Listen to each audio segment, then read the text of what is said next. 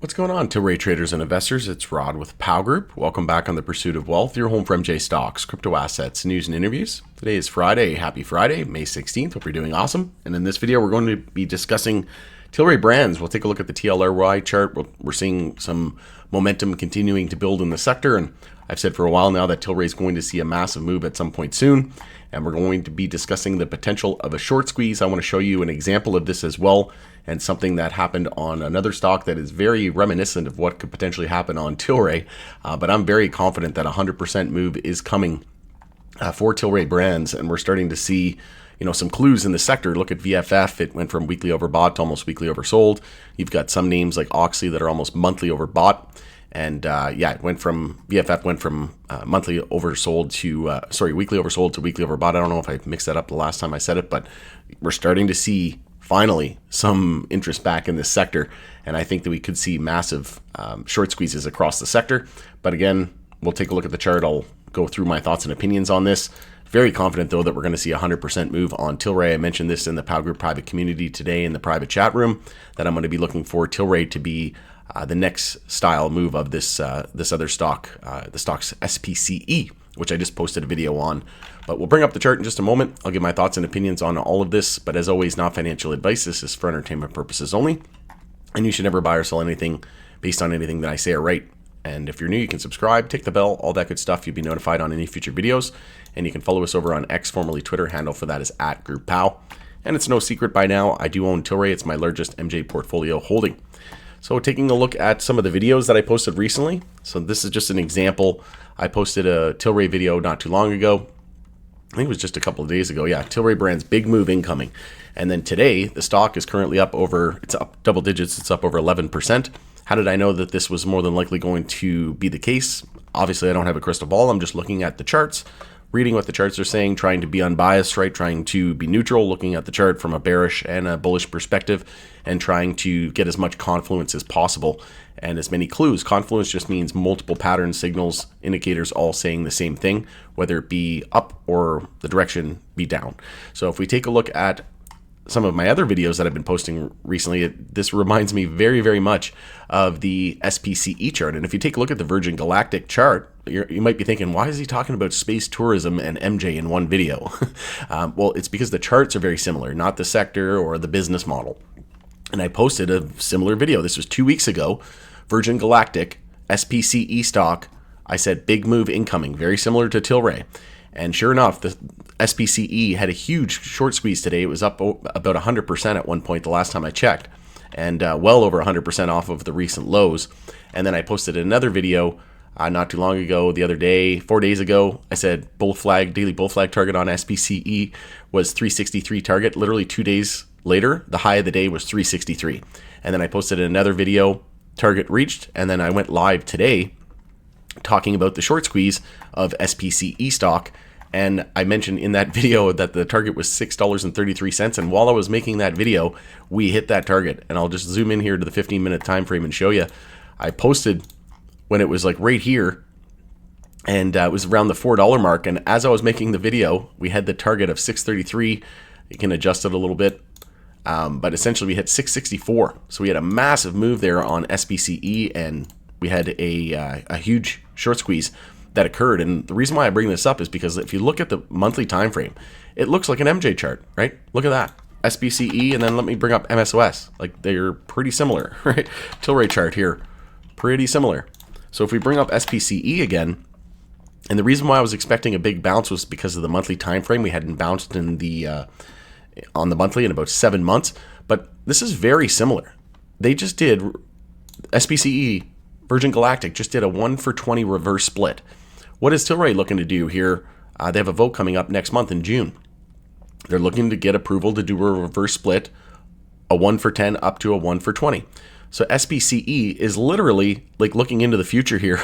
I think for Tilray, it did a 1-for-20 reverse split, and then it continued to see downside as a result. That very well could be the case with Tilray, but I wouldn't wager money on that and bet against it, because it's been downtrending for so long, and so many people are more than likely expecting that to be the case. And what do we know when everybody's expecting a certain thing? I don't think this reverse split on SPCE was this known in advance. But one thing I know is that when the herd, the overall consensus among retail investors, when everybody thinks something is true, it's usually the opposite, having that contrarian mindset.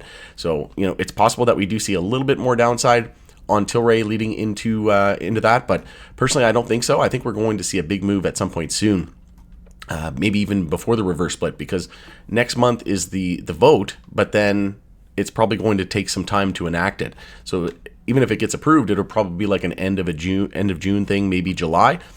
So I do think that a big move could happen before then. I would say it's probably likely that we see a big move before then, based on how far out we are. And we had the S&P 500 today. If we take a look at SPY has been extremely bullish. So in the daily time frame, we had multiple daily bull flag targets targeting 586, 587. Then we had an hourly bull flag target of 592, and today we hit 594. So we're only a couple percent away from all-time highs on SPY. So that's win at the back, right? That's tailwinds.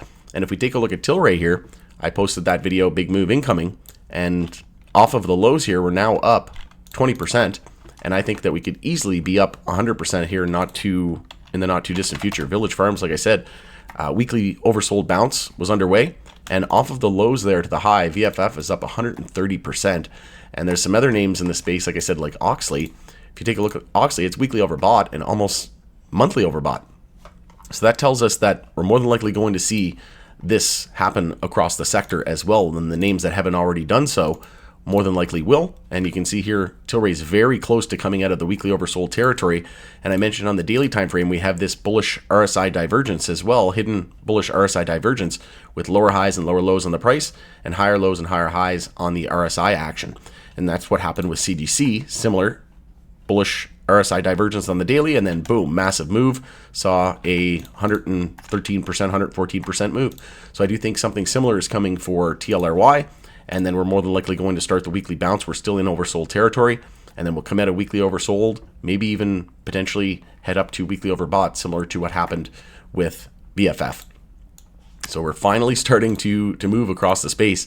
And like I said, I would not be surprised at all if we were up 100% off the lows on Tilray, similar to CGC and similar to the move that VFF just had not too long ago. And if we take a look at the monthly time frame, so for example, to again use SPCE as an example, we were 7 months in a row without any weekly bounce. Okay, so if it's 7 months of a pattern developing, when it finally breaks that pattern, it's more than likely going to be a massive move, right? And that's exactly what happened. Plus the stock was down, right? If it's literally the same as Tilray, the stock on SPCE was down 99.8%. Right, and even with this massive move that we've seen off the low and record volume, it's still down 99.5% from the all-time highs. So the reason why I bring this up is because the monthly chart on Tilray is coiled even more. And like they say, the longer the base, the higher in space, right? The greater the downturn, the greater the uptick and the turnaround. So as you can see, we had this 1 month here in November where we had a small bounce, and a bounce just means you're breaking the high of the previous candle. We're on the monthly time frame, so it's the monthly bounce. So if you look back here in November and October, the high of October was 177, and then November the high was 182. So I don't even really consider that a monthly bounce. I would say the last time we bounced on the monthly was July 2024. That's almost a month ago. A month. It's almost a year ago, folks. We are now on month 10 with no monthly bounce. So similar to SPCE, when this monthly bounce gets underway, to do it this month, to start the monthly bounce this month, we would have to break the high of last month, April, which is at 67 cents. That's very possible. That's only, 17, 18 cents away. We're just under 50 cents. So we just need another 17 cents, and we're starting the monthly bounce, essentially. If that happens, I would expect us to be up to EMA 12 there, which is sitting at 115 in a hurry. And even if we get above 115, the company may still want to do a reverse split, and that's because they mentioned a few things in my interview with Erwin Simon. They talked about cutting down the amount of shares. That's going to save them about $1 million in fees for the NASDAQ. Also, institutional investors can't invest in stocks that are under $5, so having it above $5 will be great for that. And a few other reasons, just perception and whatnot. And then also just allowing some cushion in case they were to fall back under, right? Look at CDC. It did a 1 for 10. And then just recently, it dipped down to 77 cents. So even after doing a 1 for 10, it almost had to do another one. Similar to what ACB did, right? ACB did multiple splits. It did 2. It did a 1 for 12 and then a 1 for 10. So I think it's just trying to avoid having to do something similar and allow a little bit of cushion and breathing room for Tilray. But at this point, hard to say. I would put 60% chance, 70% chance they're going to do the reverse split at this point. But again, showed you the SPCE chart. They just did a 1 for 20 and had a massive move. INSG is another one. That's not an MJ stock, but it's a 5G play. It did a 1 for 10, and then right after, it continued to drop into that. But right after that, it went up 1,200%. So just because a company does a reverse split doesn't mean it's the end of the world. Case in point, Aurora did 2 of them, and now everybody thinks it's a leader in the space based on one good earnings report. So how quickly people forget, right? But like I said, if off the lows here, and there's a good chance that this is our long-term bottom here at 40 cents. But again, not telling you to buy, sell, or hold. If we were to just go back to EMA 12 here, which I think is very possible, that's a 178% move. And I think that it's possible that we get there over the next month or so. I would say, the next couple of months, based on everything that we've been seeing, this hidden bullish RSI divergence, based on the weekly oversold bounce getting underway for most names, and based on the monthly bounce having not occurred now for almost a year, I will expect when this does happen, we'll be up 100% in very short order. If we take a look at the weekly time frame as well, we just had a stochastic and a MACD bull cross. Now we just need 2, preferably 3 candle closes over 53 cents, that 10-week moving average, and I'm very confident we'll be at $1 in no time. It will be strong resistance though.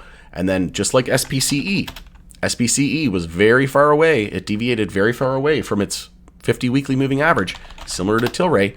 If we gravitate back towards that, which is what we typically do with these moving averages, right? We gravitate to the upside, we get extended, come back down, gravitate back as support, extended to the downside, test it as resistance. That would put us at $1.29 if we do a similar move to SPCE, which I think is very possible. Tilray isn't going anywhere in my opinion. SPCE well over the 200-day moving average there as well. If Tilray were to do something similar, that'd be around 121. So yeah, I would not be surprised at all to see us at $1 or $1.20 over the coming months. And the 50-day moving average is there at 54 cents as well. So if we can clear that, we've got some runway until about 80 cents. But I'm very confident that Tilray is going to be the next major move and short squeeze. And it's going to happen. It happens quick, right? Just look at SPCE today. It went from $4 to almost $7 in minutes. So have a plan. And again, don't buy or sell anything based on anything that I say are right. But if you are looking for a swing trade, potentially, wait for the monthly bounce. What you could do is just wait for the monthly bounce to occur. For example, if we break the high of this month on Tilray at 67 cents, you could enter a swing trade, look to play it long up to monthly EMA 12. That's about an upside of about 73%. Or if we don't start the monthly bounce this month, we got 14 days left, wait till the next month, and then wait until we break the high of this month next month, if that's the case, right?